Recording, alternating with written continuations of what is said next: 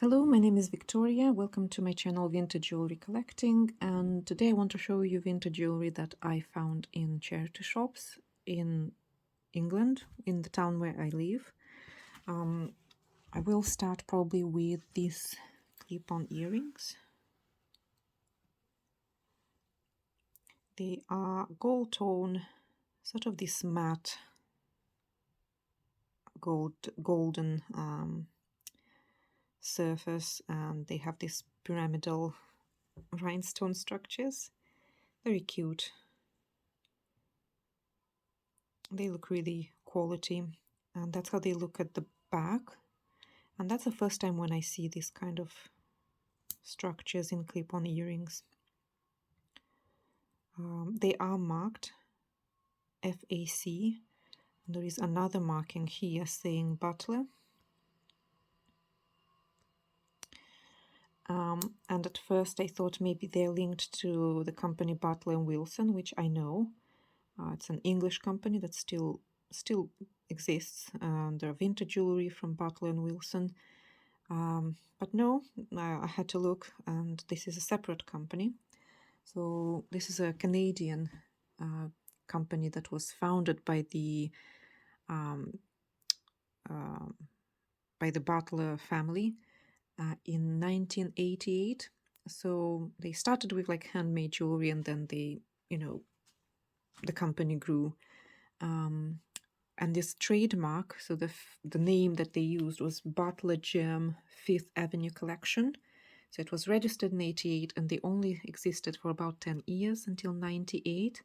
And then they changed their name to the Fifth Avenue Collection Ltd. So I don't know if the mark Butler in the back means that they are from that period when, 88 to 98. It's quite possible, but they still exist. So this is Canadian. And then I found this brooch, and I found it quite unusual just because of the shape. Like, how would you put it on your clothing? Just an unusual shape for a brooch. And as you can see, this is a enamel piece, very characteristic to like fish&crown company. And it has either flamingos or storks, I'm not sure. And the motifs, sort of the design is very Asian, Chinese looking, because they invented, well, they didn't invent it, but they're known for their cloisonne and enamel pieces. And if you look at the back, you can see the mark, and it just has the crown and the fish on the mark and the copyright. So this is fish&crown. Now, I always said that fish&crown is an English company, and not so long time ago I found out that actually this is like a marriage between the company Fish, which is an English company, and Crown Jewelry, which is an American company. So, and this arrangement only existed about like less than 20 years in the 80s and 90s, and they split up after that. And Fish Company was already known for enamel jewelry, and I do have pieces where I have only the name company Fish. So that you probably is pre-uniting with Crown Jewelry, so pre-80s. And if it has the fish&crown, then it's from 80s, 90s. And after that, I'm not sure what if they exist, or if they use another. And some of them actually don't have any names and just this kind of backing. So they might have just dropped the mark. So yeah, I didn't know that. And the other thing, I always call this kind of jewelry cloisonne. And well, actually cloisonne is when you have the metal, and then you have these metal wires that you solder on your metal, and create these compartments, and then you cover it with enamel, with glass enamel, and you fire it, and it fills the compartments, right? Well, fish&crown, I think this is just like a metal stamping, so they stamp it already with the compartments in, and then they put the enamel on, and this is considered a different kind of technique. It's close, but just the way you create the compartments is different, and it's called champleve. I hope I'm saying that correctly.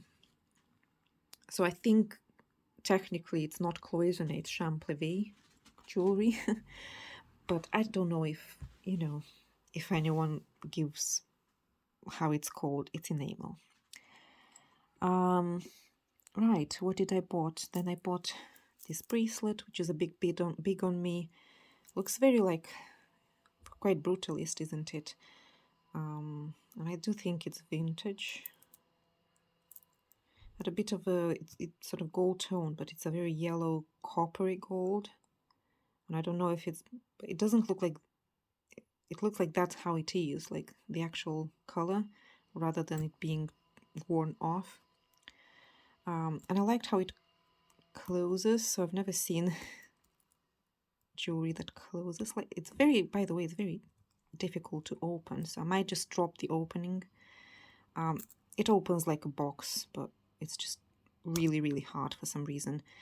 And then you secure it with these things.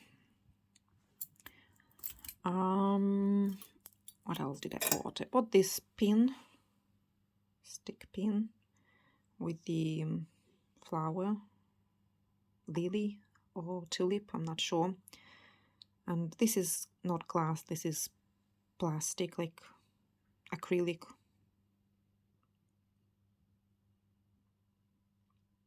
bead.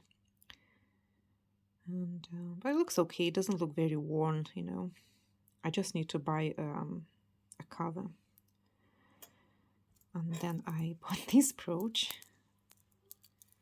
or pin, more like a pin, with the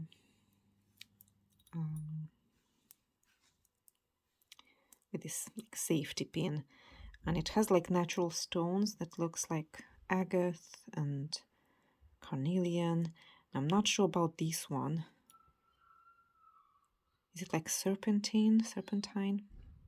I'm not sure, but they look really nice. And it has the dragon.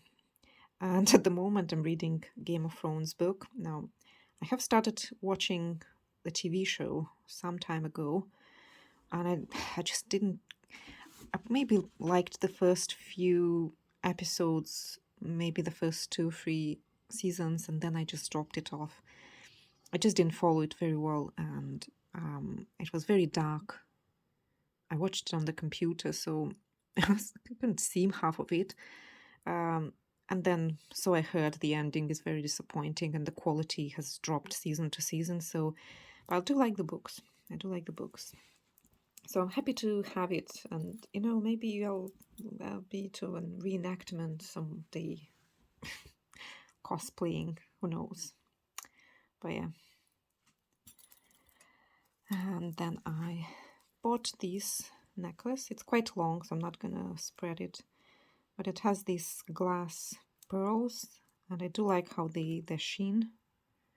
It's a very nice sheen and color. They look quite quality. And then they have these metal wire balls. I don't know, it's just a cute necklace that I am definitely gonna wear, because I do wear things like that. And another necklace I bought is this one, and I'm really glad to find it. Now, this is Silvertone with marcasites, which are natural stones, and I sometimes find clip-on earrings, but I stopped buying them because if the motif is too repetitive, like leaves and flowers, I usually don't bother because I already have some of them. If they're more unusual, I will buy them. But I didn't have a necklace with the marcasites in this style, so that's my first necklace. And I mean, there are plenty of them online you can buy, but I like to find them. I like to find them in the wild. It's just more interesting to me. There are some missing, I think, like here. I'll have to see if I can find in some of the jewelry that I have and were in bad condition. I think I have a few that I'm not gonna bother repairing. It's difficult to see the era. It might be like 50s, 40s, 30s. Some of them are considered like Art Deco, but I'm not sure this is a very Art Deco design with the like the shortness of it. And I read that it was really it came into fashion during Victorian time because they were sort of a cheap alternative to diamonds, and Victoria got them into fashion, and I think Queen Victoria, I mean, and I think it's because they are looking more solemn, that like diamonds or crystals, they just look more solemn, more, and because she introduced mourning jewelry, partly I think that's why she was wearing them, just because they look more solemn. They're not considered really like mourning jewelry, but they have this vibe. Right, then I found these earrings, and these are earrings actually, not clip-on, although they look old-fashioned with the shape of them, you know, these like spheres, semi-spheres, and the filigree, this metal work. What I liked about them was they have this cabochon inside that's really shiny. It's like a yellow, honey yellow color. That's really, really shiny. Look how it shines on my finger. Just a second. It just caught the light and was like shine. Oh, here you go. See how it shines? It's reflecting light. See how it's reflecting light, like a yellow light on my finger? Anyway, I really like them. They're really funny. Unusual. Then I will show you this brooch. It's modern, I think. But I do like insects, butterflies. Now this is a dragonfly, I think. And it's enamel. I like how they sort of extended this enamel to the wings. It's rhinestones. Oh, this rhinestone is a bit chipped, but yeah. It's a cute brooch. And then I found this necklace, beaded necklace, with they have a few kinds of beads here, actually, if you notice. They all sort of mimic moonstone or cat eye, but these faceted beads are glass. And they look to be hand cut because the shape, you know, the cut is not always regular, like they have different lengths. I don't know how to explain to you. It just looks hand cut. And these ones are plastic. And this one is also plastic. And this is, I can't feel, it might be plastic or glass. This is plastic. So most of them are plastic except for these ones. And I find they're quite cute. Look at the shine. I have clip-on earrings from Monet with more of a smoky color, but glass, faceted glass cabochon with this moonstone effect somewhere. Maybe I'll show it if I find it. Maybe I won't. I'll see. And this is actually also Monet. That's why I'm mentioning those clip-on earrings, because this is also Monet. I don't know what time is it. What is it, from the 80s, 90s, modern? Who knows? They still do jewelry. Just the production moved from US to China. And obviously they've changed the owners. It was Liz Claiborne, but I'm not sure who is it now. Now the next one is a bit of a mystery, and I have a good experience with you guys helping me with this kind of mysteries. And it's this necklace, which I absolutely adore, because it has bugs. Well, one bug. This ladybird with the black rhinestone eyes, and they have this enamel flowers and berries and like branches on this flower, and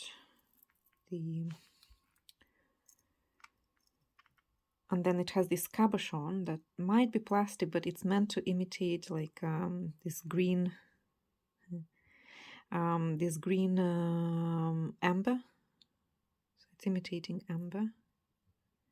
I mean, I could test it, but don't really care. It's just a very whimsical piece, and it reminds me of Kirks and Foley, which is an American company, and they also do this whimsical kind of like jewelry with woodland creatures and flowers and bugs and fairies. They usually signed Kirks and Foley, and this one it has a tag.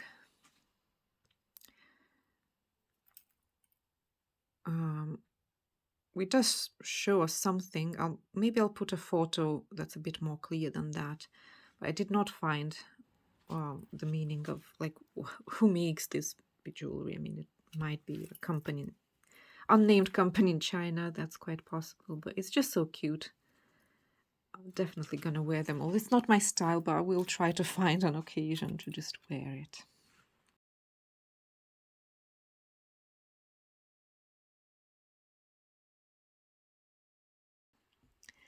And then this brooch, small brooch, I think quite old, 60s, might be 50s, 60s.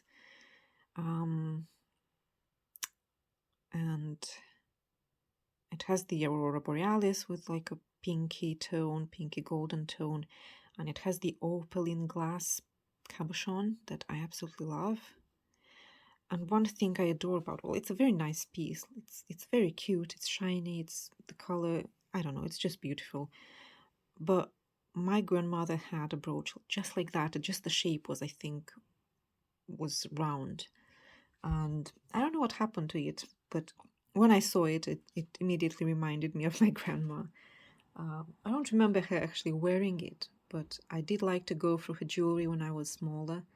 And that was one piece that I was fascinated even then. So I'm very happy with it. And then I found this. Well, I thought it's a brooch, but now I'm looking at it. It might be something for hair, like a barrette. I don't know. It's handmade, copper wire, and this pearls and mother of pearl intertwined.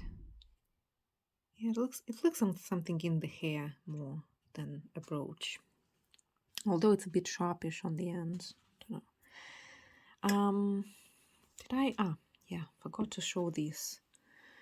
And this is a leaf, as you can see, with purple rhinestones. I do like this purple rectangular rhinestones in the middle of it. There are some missing, like here, and there are a couple of other places where, like here, and also somebody glued on a orange. And doesn't, it works, but it's an orange rhinestone here. But it works. I usually don't, I have so many leaf brooches now, don't really bother buying them anymore so much, but I like the rhinestones in these, especially these ones. And this one is actually signed Hollywood. I don't know if you can see it, but it is signed Hollywood. And honestly, there was a time when I, in all seriousness, thought that they are Joseph of Hollywood, which is an American company, very famous, did really high-end jewelry. And then I was a bit disappointed to find out that it doesn't has nothing to do with Joseph of Hollywood, which I signed Joseph of Hollywood. This one is an English company with the name Hollywood, likely from Birmingham, just like Exquisite, and their designs often look a bit similar. So yeah, they were founded in Birmingham, and I think there was like a stall in Birmingham Market some time ago, and they also they were producing jewelry for like they supplied stores like Woolworths, which I think now is closed. It was a network of shops, and they were founded as far as 1929, but they might have existed earlier, and they ended. So they were around for quite a long time, and there's a lot of brooches that are signed Hollywood around. I mean, not a lot, but you can find them. Yeah, I think they ended production in 1980. So as I said, they were around quite a while. And I find them, but I'm curious if somebody who's not in UK has ever found one, or were they very like local shops? I think so. Right, we're coming to an end. We're coming to finish our haul. But this is another brooch I found with I like this ball metalwork and this turquoise color plastic cabochons. And this one is actually signed NYT, and I actually didn't manage to find a lot about this company.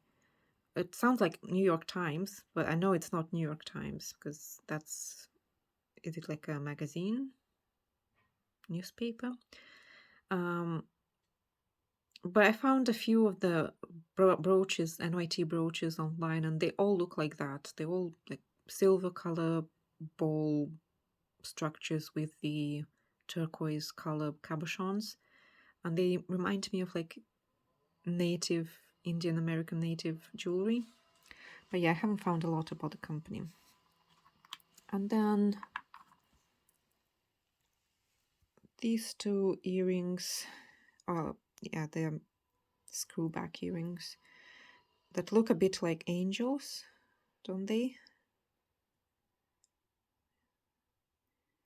And then the maple leaves screwbacks,